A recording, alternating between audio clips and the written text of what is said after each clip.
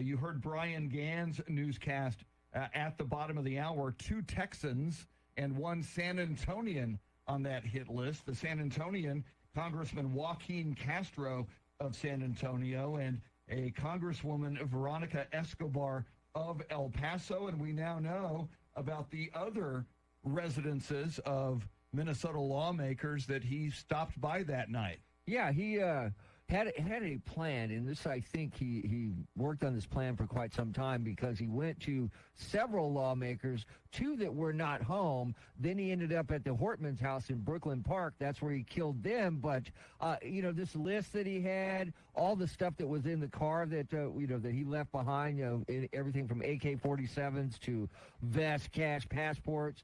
That typed list, not a handwritten list, a typed list of other officials he was going after. This guy, obviously something wrong, and was very well planned out. Yeah, we now know as well, as he was escaping after killing, as you mentioned, former Minnesota House Speaker Melissa Hortman and her husband, and wounding State Senator John Hoffman and his wife, he then texts his family members and said, "Dad went to war last night," as he continued his 36-hour fleeing from law enforcement before he was eventually captured. 57-year-old Vance Bolter now being brought to justice, and thank God. Yeah, and he's facing federal charges as well as state charges, so the death penalty could come into play here. But doesn't it sound like that maybe his family knew what was going on when he sent that text, "Dad went to war last night"? Yes. I mean, if you saw that and you didn't know what was going on, you would go, what's Dad doing here? What is this?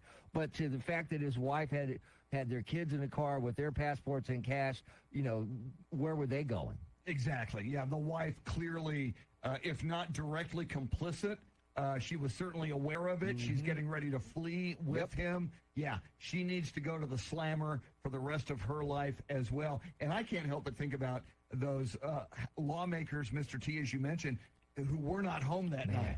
And he went there, as you mentioned, before killing former House Speaker Melissa Hortman. And her, I mean, these people would have been dead had they been home, in all probability. In all probability, yeah, because he shot the Hoffmans, he shot them at least 8 times each.